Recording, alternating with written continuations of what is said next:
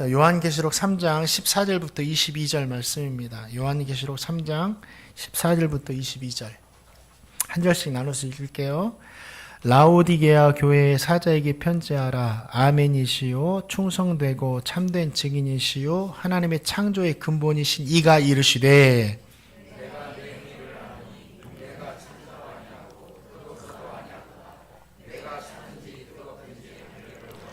내가 이같이 미지근하여 뜨겁지도 아니하고 차지도 아니하니 내 입에서 너를 토하여 버리리라.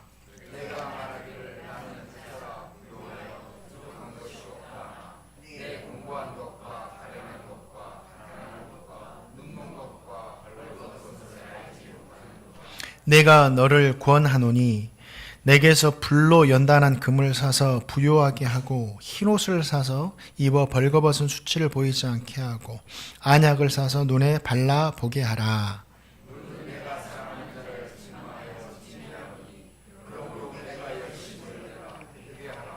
볼지어다 내가 문 밖에 서서 두드리노니 누구든지 내 음성을 듣고 문을 열면 내가 그에게로 들어가 그와 더불어 먹고 그는 나와 더불어 먹으리라.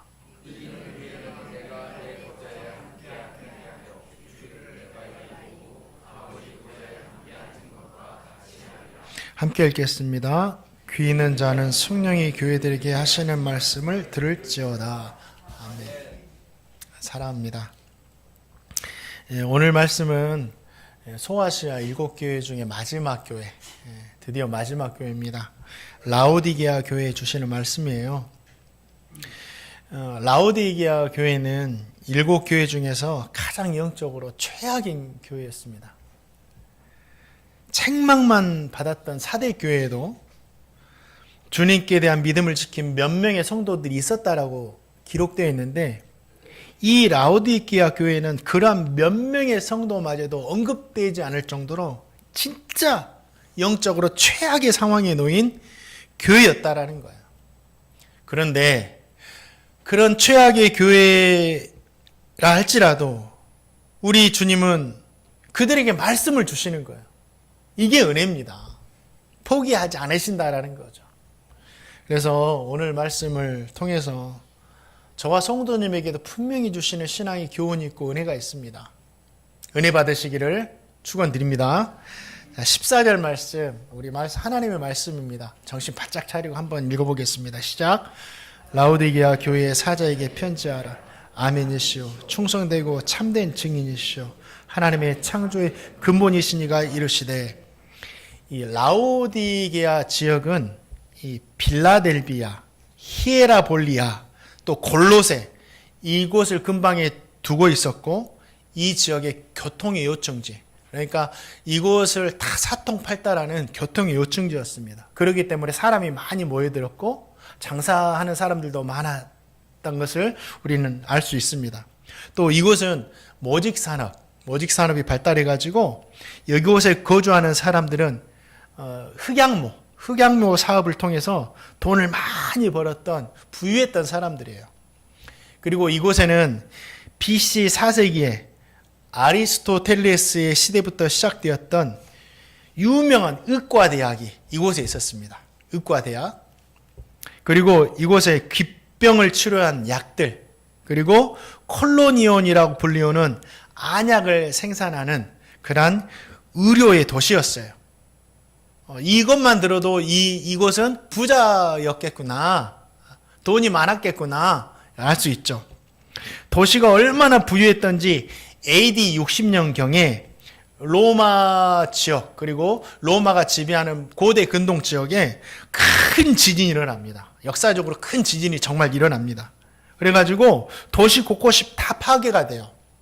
로마는 도시 재건을 위해서 무너진 이 도시들 가운데 재정을 다 보내서 지원을 합니다. 그런데 이 라오디게아는 그 지원을 거절해요. 우리는 필요 없어요. 그리고 나서 자체 재정으로 도시를 재건해버려요. 그 정도로 부유한 도시가 라오디게아 지역이었다.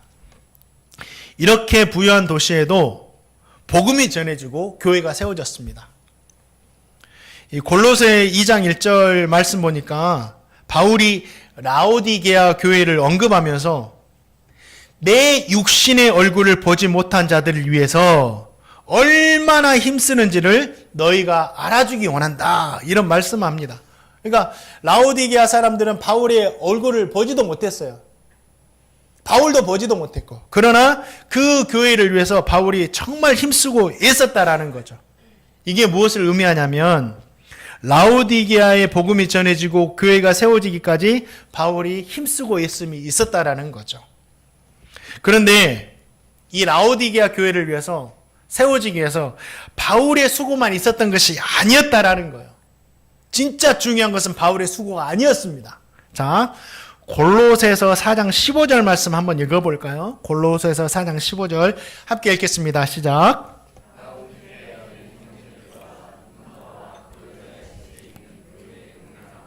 아멘. 예, 라오디게아의 복음이 전해진 후에 복음을 듣고 예수님을 영접한 성도 중에 눈바라는 성도가 있어요. 눈바. 그리고 그 성도는 자신의 집을 교회로 내놓습니다. 그리고 교회는 눈바의 집에 세워지죠. 눈바가 어떤 사본에는 남성으로 이렇게 기록되어 있고 어떤 사본에는 여성으로 기록되어 있는데 대부분의 사본에가 여성이라고 해서 한글 성경에도 여성으로 이렇게 번역을 해 놓았습니다. 그런데 그가 여성이었는지 남성이었는지 잘 알지 못해요. 눈바가 여성이냐 남성이냐 이게 중요한 것이 아닙니다. 교회가 눈바의 성도의 집에 세워졌다라는 거예요. 그 눈바라는 성도가 자신의 집을 교회로 내놓았다라는 겁니다. 초대교회는 대부분 은혜 받은 성도들로 인해서 그렇게 세워진 교회가 너무너무 많아요. 여기서 저와 성도님은 두 가지를 생각할 수 있어요. 뭐죠? 이 라오디게아 교회는 겉으로 보기에 칭찬받는 모습이 하나도 없었어요. 예, 오늘 계시록 보세요. 다 책망만 하세요. 잘못했다고만 하세요. 그런데 자세하게 들여다보니까 이 영적으로 너무 처참한 상황일지라도 믿음을 지킨 성도들이 있었고 자신의 집을 교회로 내놓은 눈바라는 성도가 있었다라는 거예요. 교회는요 그런 성도들로 인해서 무너지지 않고 서 있게 되는 거예요. 교회는 그런 성도들이 계시기 때문에 살아나는 것이고 소망이 있는 겁니다. 아무리 영적으로 어두워져도 자세히 들여다보면 믿음을 지키는 성도들이 있다라는 거예요. 그 성도들이 소망입니다. 그 성도들이. 열왕기상 19장에도 이와 비슷한 이야기가 나와요. 이스라엘의 소망이 있는 것이 이것 때문이에요. 엘리야 선지자가 로덴 나무에 앉아가지고 죽기를 구합니다. 주님 하나님 제 목숨 좀 이제는 더 이상 살 소망이 없어요. 제 목숨 좀 거두어 주세요. 이렇게 기도하거든요. 그때 하나님께서 세미한 음성으로 말씀하시는입니다. 엘리야야 내가 어찌하여서 여기 있느냐. 그러자 엘리야가 대답하는 거예요. 주님 이스라엘 자손들이 주의 말씀을 버리고 주의 제단을 다 헐어버리고 칼로 주의 선지자들을 다 죽입니다. 오직 나만 남았는데 내 생명도 빼앗으려고 하는데 어떻게 합니까? 하나님 그들에게 죽기 전에 하나님이 내 생명을 거두어 주십시오. 이렇게 하고 있는 거죠. 그때 하나님께서 믿음의 사람이 자기만 남아있다 이렇게 생각하는 엘리야에게 이런 말씀을 하세요.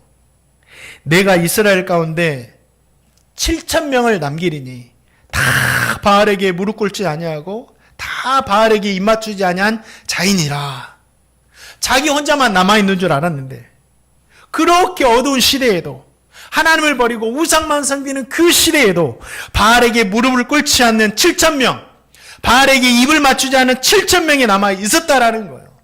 이스라엘은 그 남아있는 그 영적으로 어두워진 그 시대 가운데 이 남아있는 이 이스라엘 백성들 때문에 소망이 있었고 회복이 되었다라는 거예요. 라오디게아 교회도 마찬가지입니다. 사랑하는 성도님들, 저는 그러잖아요. 뭐 유럽 교회도 어두워졌고 미국 교회도 어두워지고 있고 한국 교회도 점점 힘을 잃고 있다. 막 이런 소리가 많이 들려요. 그러나 이러한 시대일지라도 행복누리교회 성도님 모두는 라오디게아 교회에 있는 이 믿음의 형제들이 되시고 눈바가 되시기를 주님의 이름으로 축원드립니다. 그리고 어두워져도 우리 성도님들은 정말 빛을 반짝반짝 비추고 하나님을 섬겨가는 이 7,000명의 바알에게 무릎 꿇지 않는 성도들이 되시기를 주님의 이름으로 축원드립니다. 또 교회가 세워지기까지 누가 진짜 중요하냐. 바울이 1차부터 3차까지 선교 여행을 하면서 복음을 전하고 수없이 많은 교회를 세우잖아요. 바울은 교회가 세워지기까지 성도들이 중요하다고 말하면서 그들 잊지 말라고, 나만 기억하지 말고 이 성도들, 교회가 세워지기 위해서 성도들이 정말 있었으니까 이 성도들을 기억해라고 당부를 합니다. 그리고 로마서 16장 말씀에서 그 성도들 이름을 한 명 한 명 다 기록하는 거예요. 자신의 복음을 위해서 함께 섬겼던 브리스길라와 아굴라를 시작으로 마지막에는 에라스도와 그 형제 구아도까지 수없이 많은 성도들의 이름을 기록해 놓습니다. 그 수없이 많은 성도들이 있었기 때문에 교회가 세워졌다라는 거예요. 바울은 이 사실을 잊지 않고 모든 성도들이 이 성도들의 이름을 기억하기를 원했어요. 바울이 세운 교회뿐만 아닙니다. 지금도 마찬가지예요. 성도들이 중요해요. 대형 교회뿐만 아니라 개척 교회까지 성도들이 중요해요. 성도들이 많잖아요. 사역자는 한 명이고. 사역자가 중요한 게 아니에요. 교회는요, 건강한 교회는요, 사역자도 중요하지만 성도가 세워가는 거예요. 이번 주 수요 예배 마치고 나서 전도 끝나고 차를 타고 가는 중에 권사님들과 이야기를 나누는데 우리 권사님들과는 세상 이야기 하겠어요. 늘 하나님 이야기하고 감정 이야기하고 그렇죠. 아주 오래전 이야기였대요. 아주 오래전 이야기. 어떤 여집사님이 모든 것을 다 잃어버렸어요. 다 잃어버렸어요. 혼자 됐어요. 그래, 다 진짜 혼자 됐어요. 오갈 데가 없어가지고 교회 와가지고 교회 강대상 한 켠에다가 자리 펴고 거기가 이제 자기의 집이 된 거예요. 기도밖에 다 없어요. 기도밖에 할 수 없어요. 기도밖에. 그 여집사님이 교회 강대상 한 켠에서 계속 기도만 하는 거예요. 아침부터 저녁까지. 기도에 뭔 힘이 있겠냐. 그런데 집사님의 사정을 아는 성도들이 사랑해 주시고 돌봐주셔서 거기서 먹고 거기서 자고 그렇게 살아가시는 거예요. 그때가 이제 한참 교회가 건축할 때 건축이 되고 있었어요. 교회 건축이 다 끝나고 담임 목사님께서 하시는 말씀이 성도들을 치하하시면서 정말 교회가 세워지기까지 성도의 헌신과 수고가 있었다. 감사하다. 그런데 그 중에서도 밤낮 기도하는 이 집사님의 기도를 빼놓을 수 없다. 이 집사님의 기도가 있었기에 우리 교회가 이렇게 건강에 세워졌다라고 말씀하시는 거예요. 성도가 중요해요. 우리 교회도 마찬가지예요. 지금에 오기까지 목회자보다는요, 성도가 중요했어요. 기도하는 성도, 헌신하는 성도. 그래서 가능한 거죠. 앞으로도 우리 교회는 성도가 중요하다. 성도가 중요하다. 목회자가 아니에요. 목회자가 아닙니다. 목회자는 사명을 하죠. 사명을 하고 우리 성도님들이 또 생활도 책임져 주셔야 하지만 솔직히 말해서 사실적인 이게 현실이에요. 목회자는 은퇴하면 모세와 같이 이름도 없이 빛도 없이 사라져야 할 사람이에요. 자, 이름도 없이 빛도 없이 사라져야 할 사람이 목회자입니다. 사도 바울처럼 아예 떠나버려야 할 사람이 목회자예요. 그러나 성도는 그러잖아요. 모세는 사라졌지만 성도는 여전히 남아있잖아요. 바울은 떠났지만 성도는 여전히 남아있잖아요. 교회는요, 성도들의 이 눈물과 헌신과 기도를 세워지는 거예요. 성도가 진짜 중요합니다. 성도가 깨어있으면 교회도 깨어질 수 있는 거예요. 성도가 죽으면요, 교회도 죽어가는 겁니다. 사랑하는 성도님들, 교회가 세워지고 유지되고 성장하고 부흥하는데 누가 중요하다? 성도가 중요하다. 네. 이 라오디게아에 있던 여러 명의 형제들과 눈보가 있었기 때문에 세워진 거예요. 성도된 내가 중요하다. 아무것도 없이 기도만 할 수밖에 없는 처지가 되더라도 그 성도가 중요하다. 진짜예요. 아무것도 없어 괜찮아요. 우리 성도님들 아무것도 없으면 어떻습니까? 그냥 기도만 할 수 있어도 그 성도가 중요한 거예요. 우리 성도 이 믿음에 굳게 서시기를 주님의 이름으로 축원드립니다. 교회는 성도가 중요하다. 또 우리 요한계시록 3장 15절 말씀 같이 한번 읽어보겠습니다. 시작.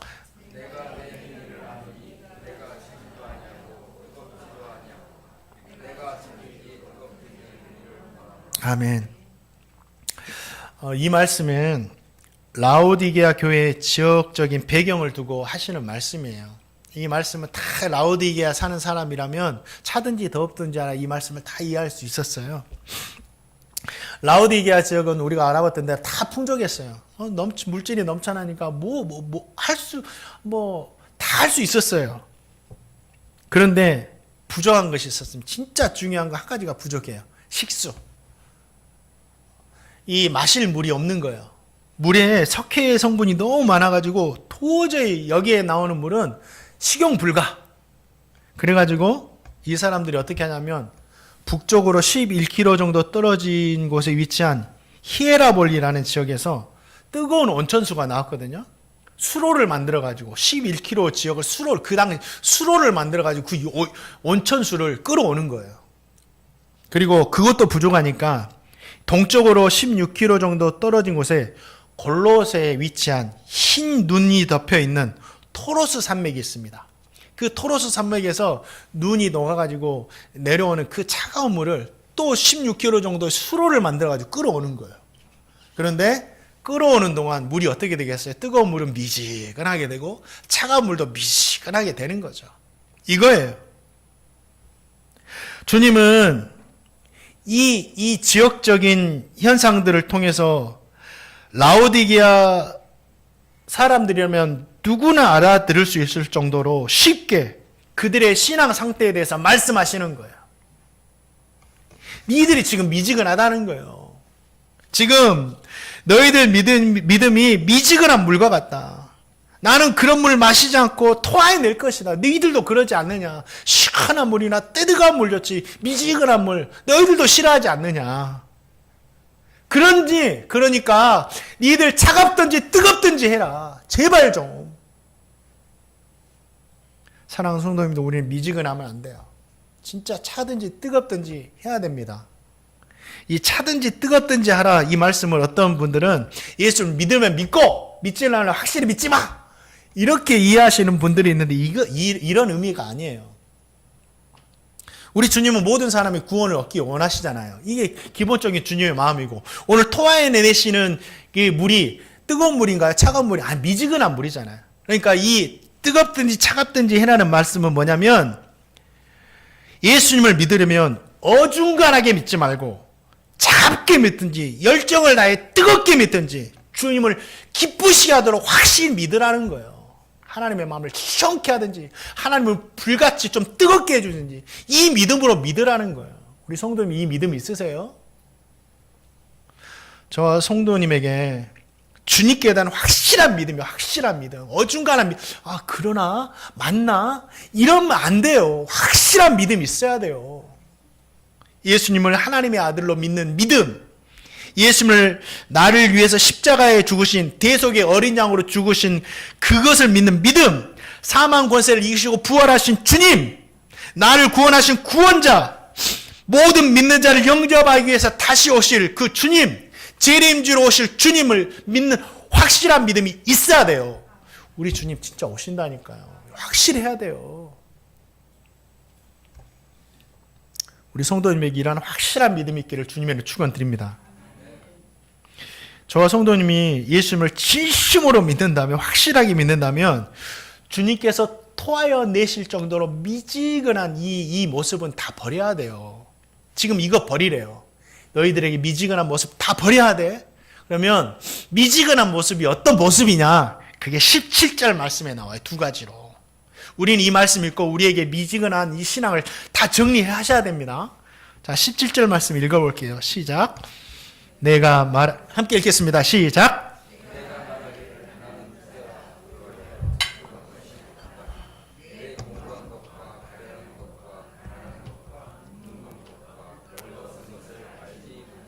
여기서 두 가지를 우리가 유추해낼 수 있는데, 미지근한 믿음이 뭐예요? 겉과 속이 다른 믿음이에요. 주님은 겉과 속이 다른 것을 진짜 못 참아하세요. 토해내신대요. 역겨워하신대요. 이게 뭐냐면, 라오디게아 교회는 겉으로 보기에는 문제가 없는 풍부한 풍족한 교회였습니다. 예, 얼마나 겉으로 번지를 했어요. 다 축복받았다고 생각했어요. 막 겉으로 그렇게 교회 다니면서도 그렇게 막 멋지게 다니니까. 그러나 영적인 모습이 어때요? 곤고하고 가련하고 가난하고 눈멀고 벌거벗은 그런 모습이었어요. 겉과 속이 완전히 다른 거죠. 이것이 바로 주님이 토해내시는 미지근한 신앙이에요. 겉과 속이 다른 게. 겉으로는 믿음 좋게 보이는데 속은 다 골아 있어요. 썩어 있어요. 성도님들 가끔 뉴스에서 들려오는 교회 목사님들의 부정적인 소식을 좀 가끔씩 들으실 거예요. 또 유튜브 통해서도 보게 되실 거고. 저도 말씀 듣다가 어느 순간에는 가끔 그런, 안 올라왔으면 좋겠네, 그런 유튜브도 올라와 있더라고요. 그 소식을 듣고 실망하시잖아요. 왜 실망해요? 이 목사님들의 삶이 교회의 삶과 개인적인 삶이 다르기 때문에 실망을, 겉과 속이 다르니까 실망을 하는 거예요.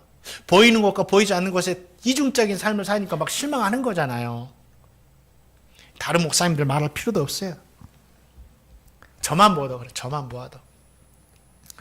우리 성도님들이 그런 목사님 말씀을 듣고 있는데, 참, 저는 이제 교회에서 주일날 말씀으로 전하잖아요. 그러면 우리 성도님, 우리 목사님 그래도 거룩하셔, 그래도 말씀 전하셔, 이렇게 봐주시고 얼마나 감사해요. 그런데 집에서 얘는 써봅니다. 얘는 써보지만 성도님들이 교회에서 바라보는 것처럼 그렇게 거룩하게 살지를 못하는 것 같아요. 집에서는 그냥 말씀 봅시다, 기도합시다, 할렐루야 하면 하고 못 살아요. 우리 아내한테 가끔 화내기도 하고요. 우리 아이들한테 또 연약한 모습 보일 때가 있고요. 목사인데도 그렇지 않으려고 애를 써요.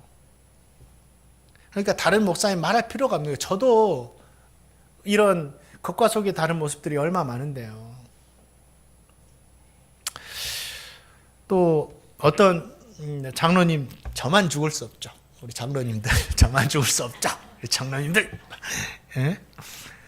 예, 어떤 장로님 교회에서 정말 성품 좋고 샤프하고 일도 잘하시고 그런 장로님이셨어요.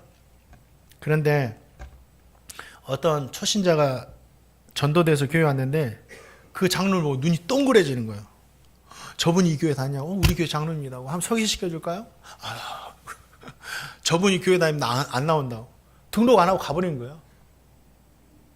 왜 그럴까요? 그 장로님이 그분 직장의 임원이었어요. 그런데 완전히 교회와 직장에서 틀린 거죠. 실망을 한 거예요. 우리 성도님들 한번 생각해 보세요. 우리 주님께서는 다 보시잖아요. 이중적인 모습들. 이 모습 보실 때 미지근하게 보이지 않겠습니까? 뜨겁습니까? 시원해요? 얼마나 토하고 싶을까요? 우리 성도님들도 생각해 보세요. 성도님들이 목사님 저를 볼 때 그래도 목사님 성도와 달라야죠. 그러죠? 맞아요. 성도님 그렇게 저를 봐주셔서 감사해요. 감사한 거예요. 저는 그렇게 살아야 되고. 그런데 예수 믿지 않는 사람들이 우리 성도님들을 볼 때 나는 예수 믿지 않으니까 그래도 그렇게 사는데 예수 믿는 너는 좀 달라야 되지 않겠냐. 우리 성도님이 저를 보는 것처럼 세상 사람들이 우리 성도를 보고 있다고요. 너는 우리가 좀 달라야 되지 않겠느냐. 이 다름이 어떤 거예요? 겉과 속이 다른 것이 아니라 일치하는 것. 이 다름을 우리에게 원하는 거예요. 우리가 예수님을 사랑하고 예수님을 정말 존경하고 예수님을 믿는 이유가 뭐예요? 예수님 하나님의 말씀과 일치하셨거든요. 그래서 우리가 예수님 하나님의 아들로 믿는 거잖아요. 그 따라가는 거잖아요. 사랑하는 성도님들, 우리 주님이 보실 때 우리 성도님들은 겉과 속이 다르는 믿음이 아니라 어찌하든지 겉과 속이 일치한 그런 삶을 살아가시기를, 그게 뜨겁고 주님을 찾게 하는 믿음이에요. 그런 믿음 되시기를 주님의 이름으로 축원드립니다. 그래서 바울이 그랬어요. 바울도 나는 날마다 죽는다고. 어려운 겁니다. 또 이 미지근한, 토할 정도로 미지근한 믿음이 뭐냐면 이 세상적인 부유함을요, 영적인 축복이라고, 영적인 부유함이라고 그냥 생각해 버리는 거예요. 이 라오디게아 성도들이 그랬어요. 라오디게아는 부유한 도시였죠. 그곳에 살고 있는 성도들 스스로가 나는 부유해서 부족한 것이 없다 말할 정도로 되었으니 얼마나 부유했을까요? 근데 부족한 것이 없다 할 때 세상적으로만 부족한 것이 없다는 뜻이 아니라 영적으로도 나는 부족한 것이 없다라는 말이었어요. 내가 이렇게 축복받은 것은 하나님께서 나에게 축복해 주셔 그런다. 세상적인 잘됨은 하나님의 축복이야. 이렇게 막 선포해 버리는 거예요. 근데 여러분들, 세상적인 잘됨이 무조건 영적인 축복인가요? 아니에요. 이렇게 생각한 걸 주님께서 싫어하신대요. 세상적으로 잘 됐다고 다 하나님 축복이 아니에요. 저주일 수가 있어요. 이 사람들에겐 저주였어요. 세상적인 잘됨을 통해서 자신의 영적인 상태도 보지 못하니 얼마나 무서운 겁니까? 이러다가는 망하는 거예요. 정말 오래전 이야기예요. 정말 오래전 이야기. 제가 아는 어떤 여자 성도님이 모텔, 러브 호텔을 운영했습니다. 그분이 소원이 뭐냐면 잘 돼가지고 한 개가 아니라 몇 개씩 이 모텔을 운영하는 것이 자기의 소망이래요. 그냥 저기 서슴없이 그렇게 막 이야기해요.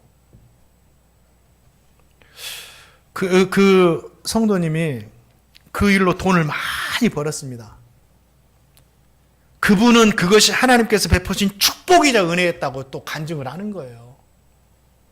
그런데 정말 그렇나요? 아니에요. 그것은 단지 세상적으로 열심히 노력해서 세상적으로 돈을 많이 벌어가지고 그냥 부유해진 상태가 될 뿐이지 하나님 축복이 아니에요.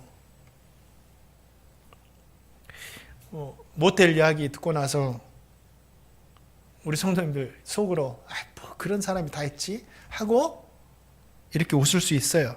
그런데 이 모습이 하나님 보실 때 우리의 모습일 때가 있는 거예요. 잘 들어보세요. 저와 성도님들이 하나님의 말씀에서 벗어나며 생활할 때가 간혹 있어요. 하나님의 말씀에 벗어났음에도 불구하고 이 일의 결과가 잘 돼버려요. 그럴 때가 있습니다. 우리가 하나님 말씀 순종해서 어려움 당하는 경우도 있지만 반대로 하나님 말씀에 벗어났는데 일의 결과가 잘 돼버리는 경우가 있어요. 내가 하는 일, 직장, 사람과의 관계, 자녀들, 하나님의 말씀 벗어났는데 그냥 결과는 좋게 나와버려요. 그때 우리 성도님이 어떻게 하는지 아세요? 하나님 은혜 주셔서 그랬다고. 하나님이 돌봐주셔서 그랬다고. 이 이야기를 모텔을 운영하시는 그 성도님 이야기나 우리의 이야기나 다를 게 뭐냐고요.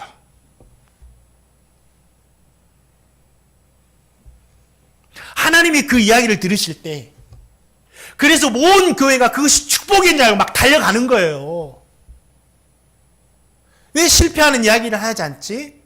왜 예수님 믿고 나도 어렵지만 그 어려움을 믿음으로 이겨낸 이야기는 별로 간증이 없을까? 다 예수님 믿었더니 축복받았다 이런 이야기만 있을까? 거기에만 열광해가지고 막 가는 거예요. 근데 하나님께서 그 이야기를 들으실 때 미지근하게 듣지 않겠느냐는 거예요. 역겹게 듣지 않겠느냐는 거예요. 그 이야기를 들을 때 토해버리지 않겠느냐는 거예요. 은혜가 아닙니다. 이것은 오히려 회개하고 돌이킬 일이지. 사랑하는 성도님들, 하나님께서 토해내고 싶어 하시는 이 미지근한 신앙을 버려야 돼요. 겉과 속이 다른 이 신앙을 버려야 되고, 세상적인 잘됨을 무조건 영적인 잘됨이라고 생각하고 말해버리는 그런 모습들, 그런 태도를 다 버려야 됩니다. 차든지 뜨겁든지 해라. 라우디게아 교회는 칭찬받을 만한 모습이 하나도 없는 교회였어요. 어떤 학자는 이 시대에 가장 타락한 교회의 모습을 가지고 있는 교회가 라우디게아 교회였다라고 말합니다. 교회도 많으니까 이런 교회 하나쯤은 없애버려도 될 것 같아요. 그러지 않나요? 에베소 교회도 있고 사대 교회도 있고 다른 교회들도 많잖아요. 그런데 주님은 그렇게 없애버리지 않으시고 이 교회를 가지고 책망하고 징계하시는 거예요. 왜 그럴까? 귀찮게. 여러분, 책망하고 징계하는 것도 쉬운지 아세요? 어렵습니다. 축복하는 것보다 더 어려운 게 책망하고 징계하는 거예요. 그러면서 뭐라고 하세요? 열심을 내라, 회개하라 말씀하셔요. 왜 그럴까? 없애버려도 될 것 같은 이 교회를 가지고 19절 말씀이 그 이유가 나와요. 이게 저와 성도님을 향한 주님의 마음이기도 합니다. 19절 말씀 읽어볼게요. 시작. 무릇 내가 사랑하는 자를 책망하여 징계하노니 그러므로 내가 열심을 내라 회개하라. 무릇 내가 사랑하는 자를 사랑하시기 때문에 그렇게 가능성이 없고 없어버려도 될 것 같은 모습을 하고 있는 교회라도 사랑하시기 때문에 주님께서 지금 말씀하시는 거예요. 미지근하지 말아라. 열심을 내라 회개하라. 20절 말씀이 주님께서 라우디게아 교회를 어떻게 사랑하시는지 구체적인 사랑의 말씀 20절 말씀이 제가 잘 읽어볼게요. 우리는 이걸 예수님 영접하는 걸로 말하는데 이거는요 회개하라는 말씀이에요. 볼지어다 내가 문 밖에 서서 두드리노니 지금 회개하라고 막 미지근하게 따뜻해져야 돼. 시원해져야 돼. 너희들 미지근하면 안 돼. 두드리시는 거예요. 누구든지 내 음성을 듣고 문을 열면 내가 그에게로 들어가 그로 더불어 먹고 그는 나와 더불어 먹으리라. 이게 주님께서 사랑하시는 말씀이에요. 더불어 먹고 마신다는 게 어떤 거예요? 한 가족이 된다는 거예요. 한 식구가 된다는 거예요. 자격 없는 사람들, 하나쯤 없어져도 될 사람들도 너희들 내 가족이 돼야 되지 않겠냐. 너희 하나님의 자녀로 영생해야 되지 않겠느냐. 계속 두드리고 계시는 거예요. 이것이 자격 없는 사람들에게 주시는 하나님의 은혜의 말씀입니다. 라우디게아 교회를 향한 주님의 사랑은요, 저와 성도님을 향한 사랑이기도 해요. 마음이기도 해요. 제가 이 말씀을 볼 때마다 참 그래요. 저도 라우디게아 같은 모습 할 때가 많다. 이중적인 모습도 있고 우리 성도님들에게 살펴봅니다. 그냥 축복받으라고 막 함부로 말씀 전하지 않았느냐. 그런데 그러한 모습도 포기하지 않고 주님께서 사랑하셔서 다시 뜨거워져라고 다시 시원해져라고 말씀하시는 거예요. 우리가 이 주님의 사랑을 한다면 우리가 어떻게 해야 될까요? 주님의 말씀처럼 열심을 내고 회개해야 됩니다. 무엇에 열심을 내실래요? 예수님을 구주로 믿고 신앙생활하는 거 열심을 내야 됩니다. 예배 드리고 기도하고 세상에 나가서 복음 전하고 이 영적인 일에 열심을 내야 돼요. 우리는 영적인 삶을 사는 사람들이니까, 천국의 삶을 사는 사람들이니까, 이 땅의 삶을 사는 사람이 아니니까. 그리고 회개해야 돼요. 미지근한 신앙, 겉과 속이 다른 모습, 교회에서, 가정에서, 교회와 일에서, 일터에서 다른 그 모습들, 영적으로 공고하고 가련하고 가난하고 눈멀었던 이 모습들, 하나님을 떠나가지고 세상의 풍요를 얻어서 그것이 진짜 하나님의 축복인 줄 알고 막 자랑하며 살았던 이 어처구니 없는 모습들을 저도 먼저 회개해야 되고 우리 성도님도 회개해야 돼요. 사랑하는 성도님들, 말씀을 맺습니다. 주님께서 오늘 말씀을 통해서 막 여러분의 마음을 두드리지 않습니까? 뜨거워져라, 시원해져라, 미지근한 것을 다 내버려라. 마음의 문을 여시기 바랍니다. 그래서 열심을 내시고 진짜 열심을 내세요. 그래서 어두워진 그 교회에도 형제들이 있었고 눈바가 있었던 것처럼 우리가 그 열심을 내야 됩니다. 그리고 정말 회개함으로 주님과 함께 먹고 마시는 하나님의 가족 되는 복된 성도님 되시기를 주님의 이름으로 축원드립니다. 이 시간에 이 찬양 우리 함께 했으면 좋겠어요. 하나님, 우리가 진짜